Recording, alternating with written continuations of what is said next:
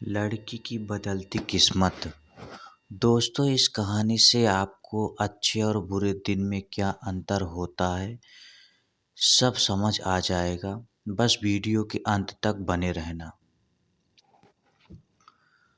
सुमन अपने माता पिता की बहुत लाडली थी। 3 बड़े भाइयों की बहन थी। कोई भी चीज मांगने पर उसी वक्त सामने हाजिर हो जाती। पूरे घर में रौब था। पूरे परिवार और नौकरों पर राजकुमारी की तरह हुक्म चलाती। सुमन स्कूल में भी पूरा रौब था उसका। बड़े घर की लाडली जो थी वह। ऐसे ही उसने कॉलेज में दाखिला लिया। उसके ठाट बाट बड़ी गाड़ी से आना जाना, हर दिन नया फैशन देखकर हर कोई उसे दोस्ती करना चाहता था। थोड़े ही दिनों में उसके बहुत से दोस्त बन गए। एक दिन उसके घर एक रिश्ता आया। खानदानी लोग थे और पापा की पुरानी जान पहचान थी। सुमन के साथ कोई जबरदस्ती नहीं थी, पर सुमन ने फिर भी हाँ कर दी, क्योंकि वह अपने परिवार से बहुत प्यार करती थी। लड़के का नाम राजा था। राज काफी पढ़ा लिखा और समझदार लड़का था। ससुराल वाले भी बहुत अच्छे थे। ससुराल में सुमन की जगह वैसे ही थी जैसे कि मायके में।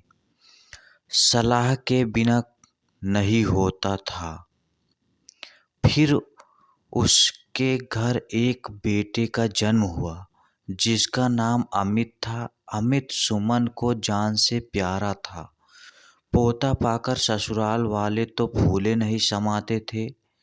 सुमन कभी कभी सोचती कि उनकी किस्मत कितनी अच्छी है।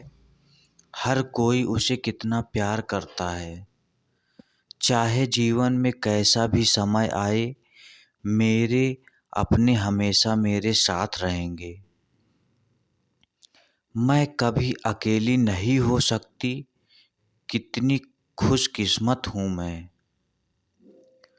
पर शायद सुमन की खुशियों को उनकी अपनी ही नज़र लग गई थी।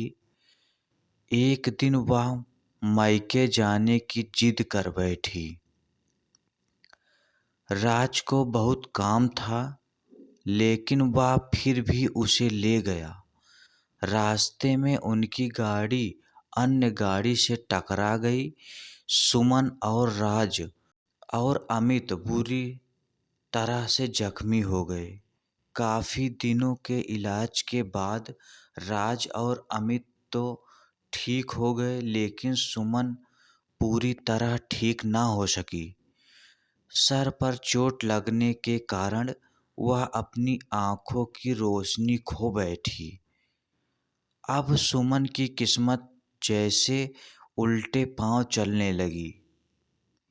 मायके वाले कुछ दिनों तक उसे मिलने आते रहे। फिर कभी कभार फोन पे ही करके पूछ लेते कि अब कैसी हो। धीरे धीरे ये सिलसिला भी कम हो गया। ससुराल वालों की सहानुभूति भी कम होने लगी। घर में किसी को पास बैठने के लिए कहती तो जवाब मिलता, बहुत काम है, अब तुम भी हाथ नहीं बटा सकती। तो दोस्तों, इस कहानी से आपको क्या शिक्षा मिलेगी वो आप खुद ही समझ सकते हो। दोस्तों, यह कहानी इमोशनल स्टोरी कैसी लगी हमें कमेंट सेक्शन में ज़रूर बताएं और हमारे चैनल को सब्सक्राइब करके हमें सपोर्ट करें। वीडियो देखने के लिए धन्यवाद।